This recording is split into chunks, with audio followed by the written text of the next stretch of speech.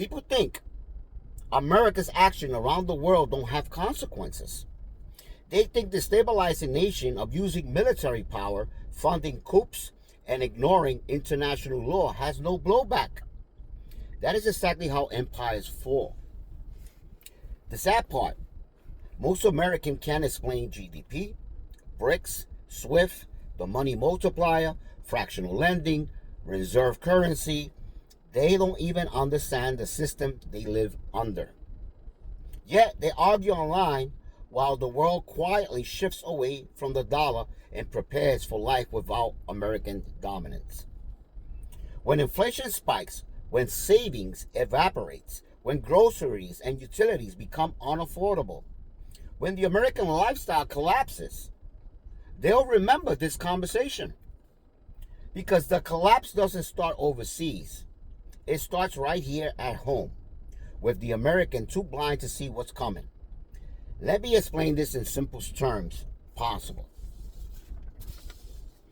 Imagine you work hard for years, overtime, living frugal, skipping vacations while your friends are out partying, buying Ferraris, and living carefree, like drunken sailors. You discipline yourself after years and you save $100,000. One day, you go over to the bank and have an argument with the branch manager at Chase. Nothing illegal, just a disagreement. You go back home, and the next morning, you try to log in. Your account is frozen. Your $100,000 gone, locked. You rush back to the bank. What the hell happened to my money? And they tell you, your account was frozen due to internal review. Your hard-earned savings inaccessible because one person pressed a button. You call your friends, they panic. They pull their money as confidence evaporates. News gets around the neighborhood and they start pulling away their money as well. And suddenly you have what you call a bank run. This is exactly what the United States did to Russia when we froze 300 billion of their reserves and cut them from SWIFT, the global financial messaging system.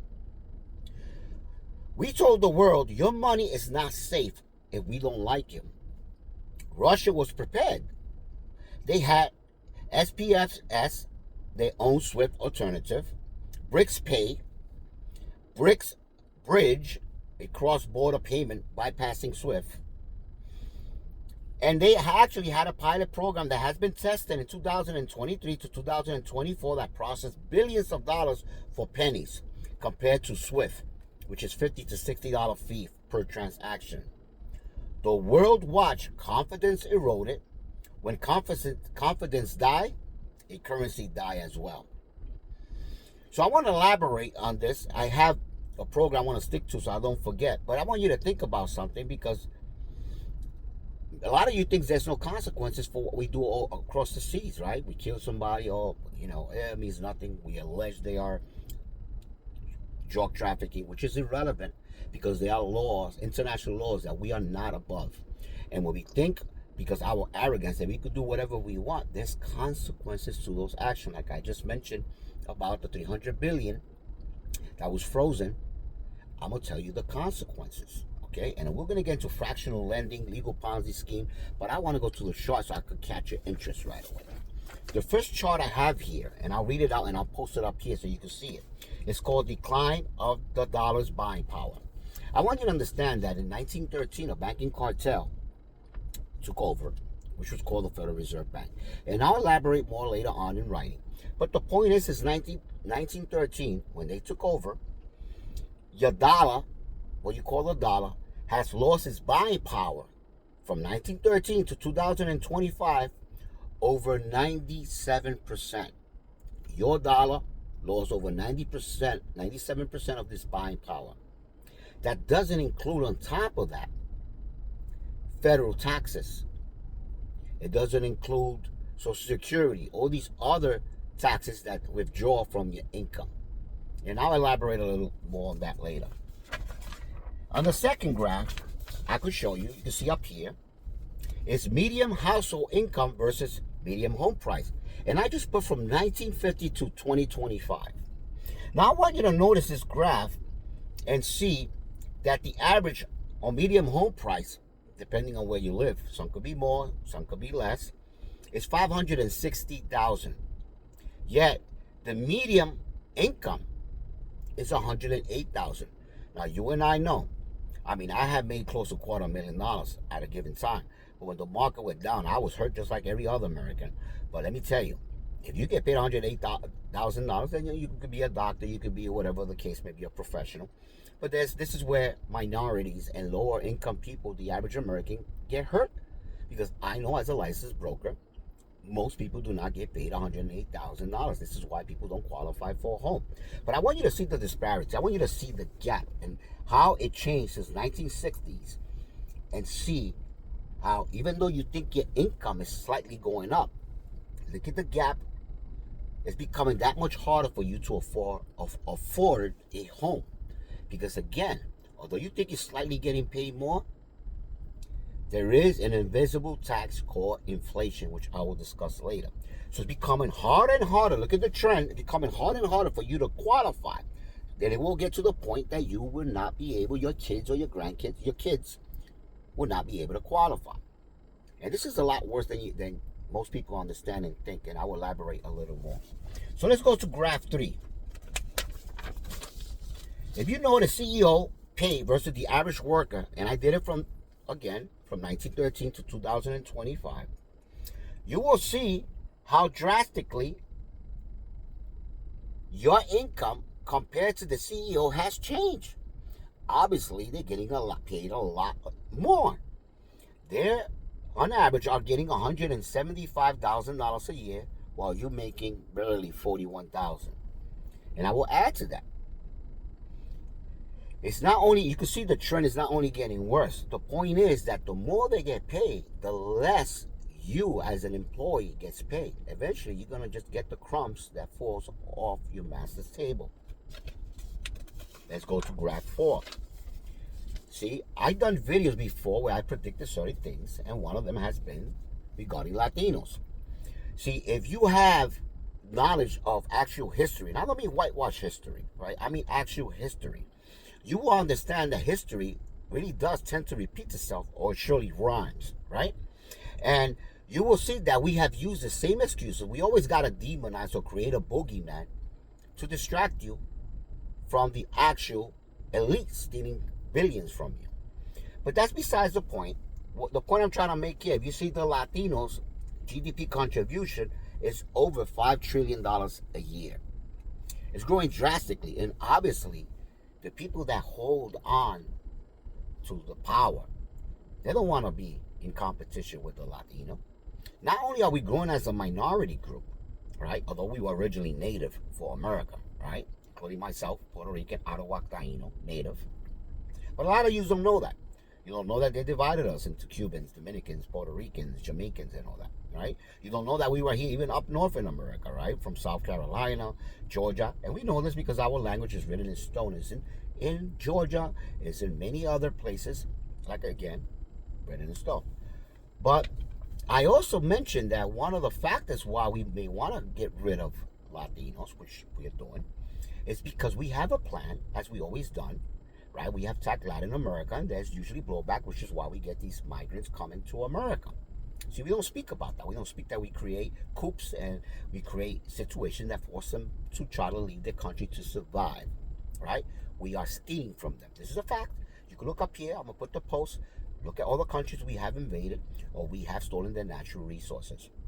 We keep repeating the same thing. We'll mention drugs. We'll mention communism. You know, it's always an excuse. It's just these rich people really stealing from the average Joe.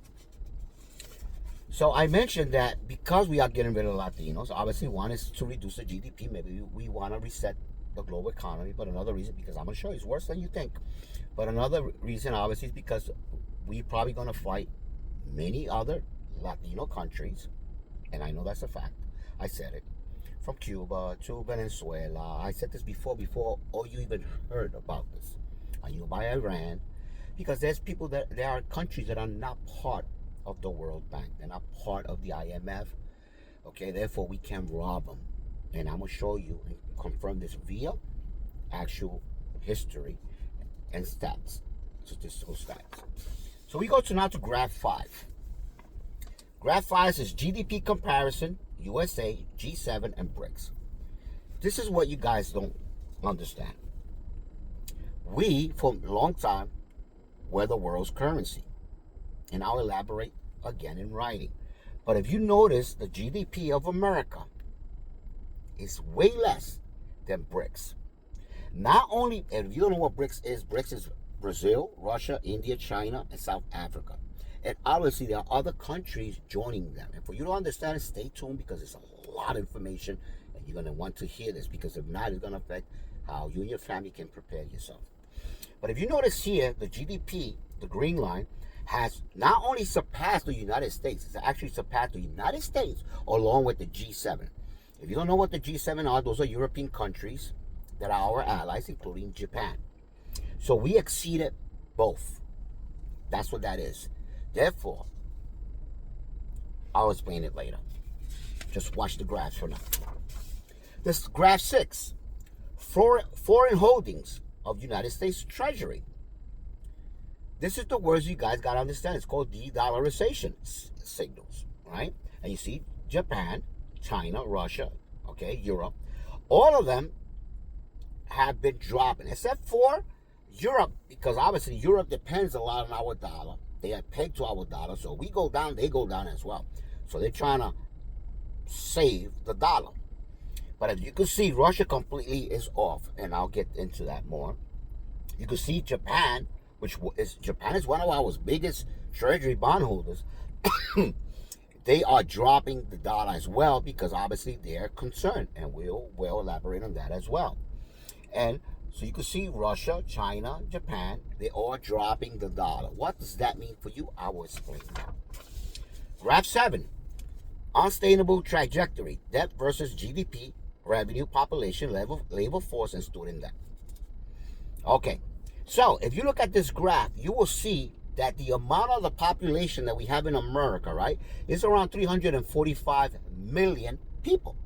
However, out of 345 million people, obviously you got kids, you got elderlies that don't work. So you got to look at the labor force. The actual labor force is around 175 million. Why is that important? Because 175 million people working are paying taxes. And the government, the mobs, the banking cartels, they need those taxes in order to survive, in order to implement their agendas, and I'll get to that more. So, when you look at what the country produces to pay the debt, that we are at 38.4, look at the trend, look how high it is. It's an unsustainable, unpayable debt. We cannot pay it back, and there are consequences to that as well. So when you look at the debt compared to what we as a nation produce, it's called gross domestic product or gross domestic production. We produce about 29 trillions in GDP. However, there are now other competitors that are out competing, as I mentioned, BRICS. Therefore, we're going to have major trade wars, which is what's going on. People are going to stop buying the American products for many reasons, and I'll elaborate on that as well. Hold on for me. I'm going to put all this together so you can understand. So another issue is we have $1.8 trillion in student debt, which I know a lot of students can't pay, and that's going to go on default. Therefore, it's going to affect the balance sheet, and it's going to add to our national debt. So when you add what the country produces, GDP, what the country taxes the American people, right? You add that together, it's mathematics. It cannot pay the debt. You understand that? Not now, not ever. When they created this, remember, families used to have 20 kids, 15, 12 kids.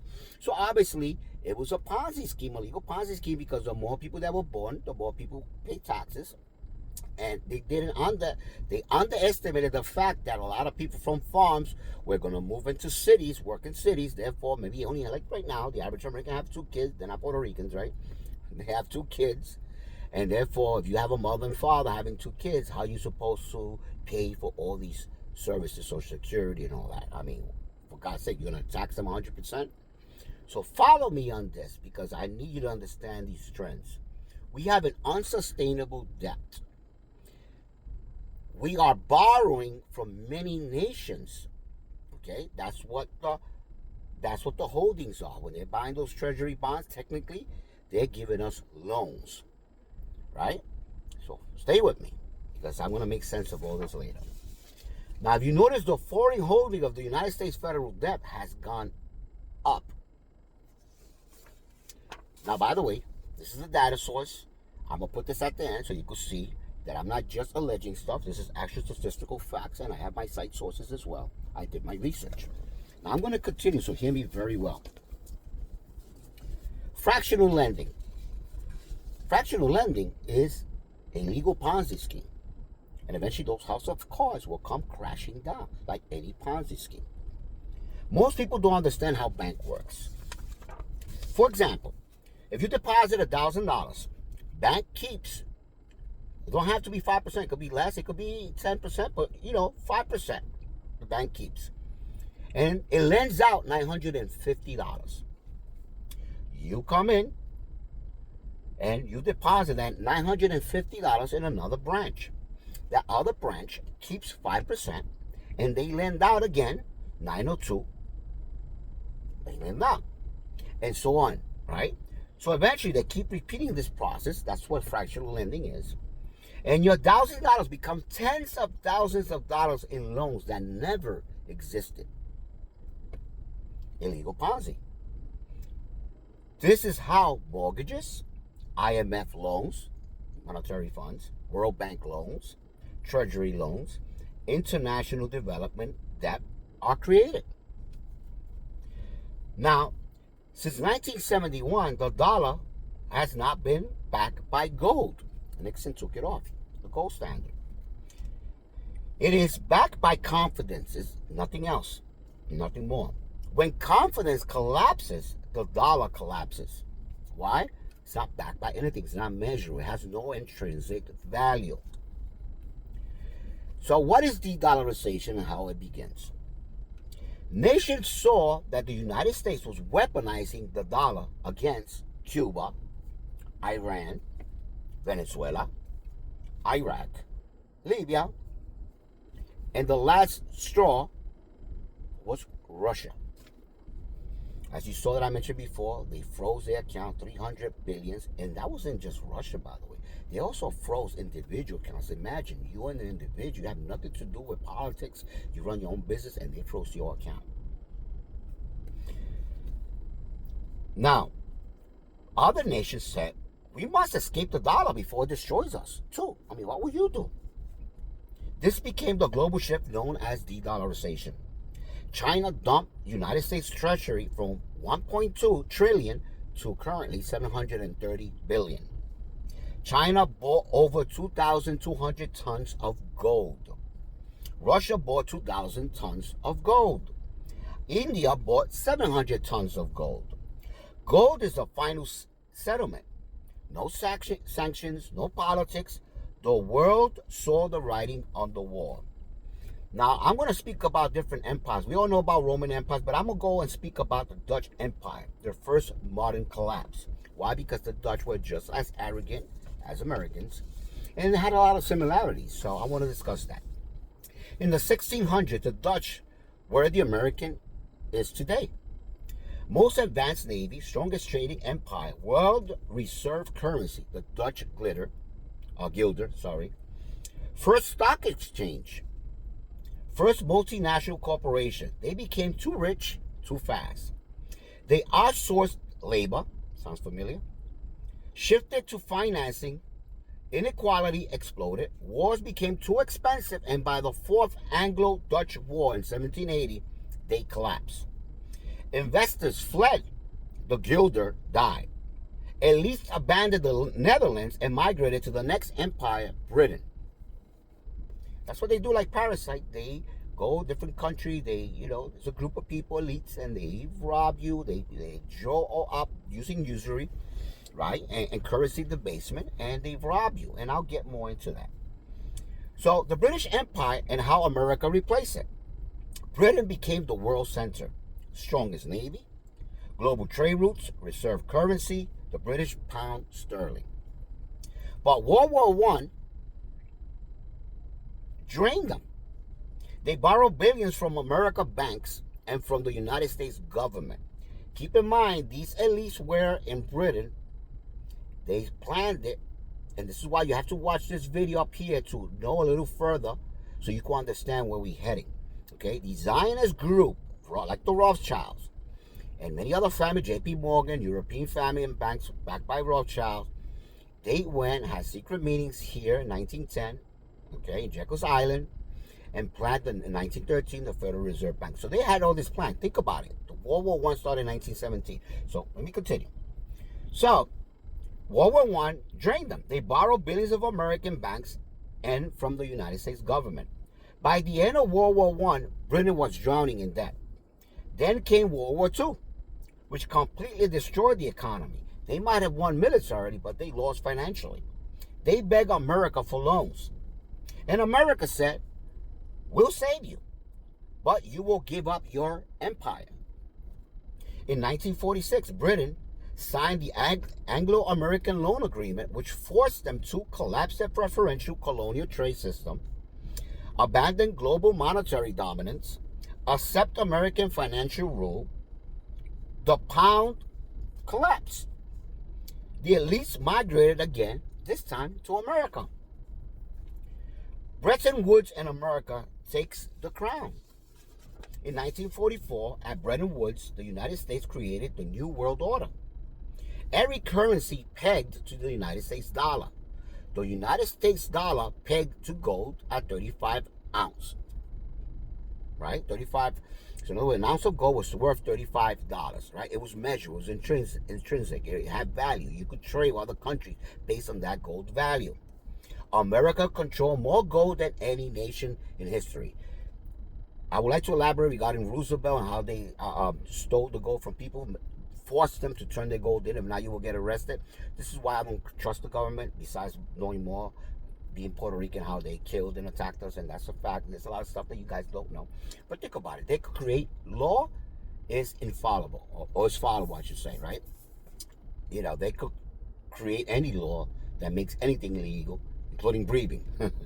But anyway, the United States became king. But then came 1971. Nixon removed the gold backing. The dollar became what is known as fiat currency. Has no more value, right? They did this for a purpose, all right? They were spending a lot of money in wars. They were overextending themselves, and they were limited because of the gold. So what they did, they got rid of the gold standard. No longer the dollar was measurable in gold.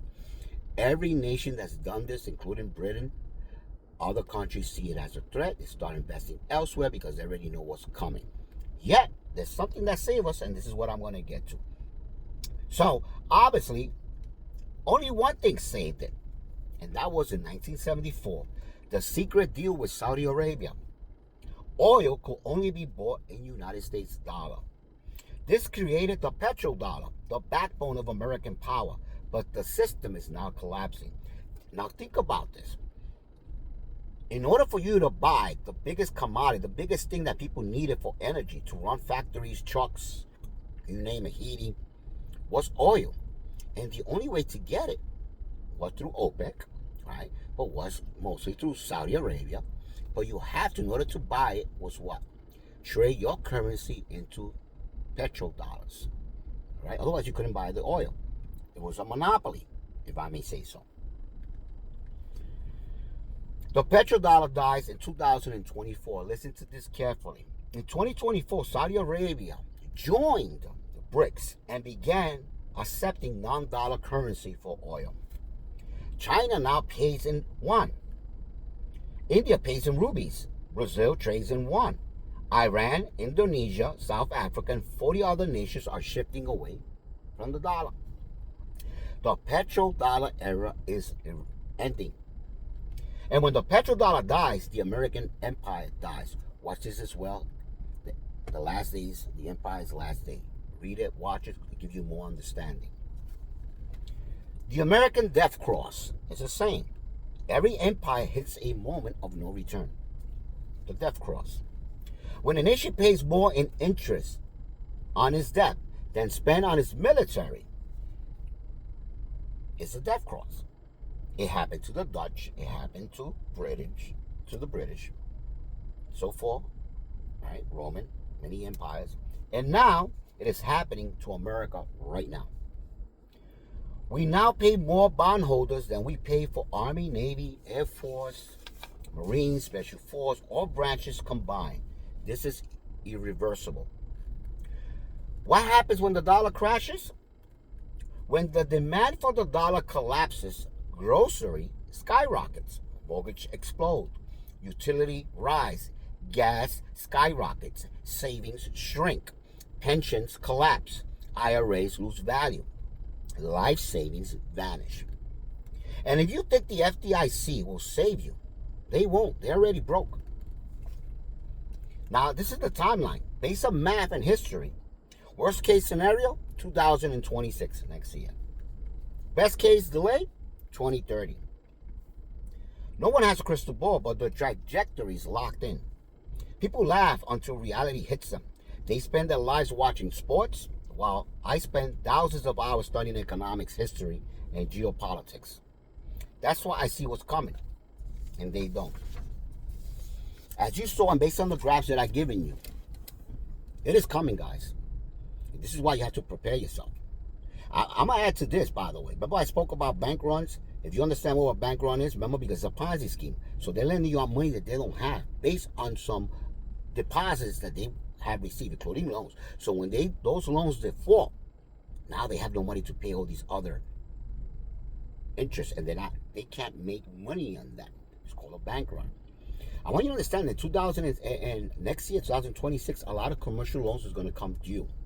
The interest when they got it was very low, and a lot of these commercial buildings, retails, and all that don't have the same office space available or rented as they used to. Why? Because people like you are buying from Amazon, right? You're no longer going to these stores, so a lot of these buildings are vacant or half vacant. They're no longer renting out these space. People work from home. Therefore, the building usually is worth by, right? That service coverage ratio usually worth by the by the money they collect, right? Cash flow. So if they're not collecting that cash flow, the building is worth less, which makes the bank insolvent.